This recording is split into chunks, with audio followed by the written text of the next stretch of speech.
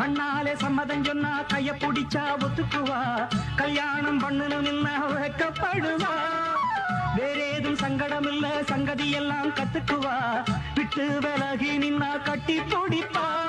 வெட்ட வெளியில் ஐயோ ஒரு மெத்த விரிச்சேன், தொட்டு மலர தொட்டு பறிச்சேன், மெல்ல சிரிச்சா.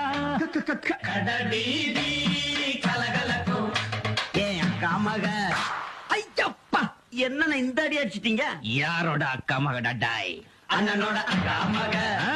அவன் நடந்து வந்தா நம்ம பஸ் ஸ்டாண்டு வள வள வழக்கம்.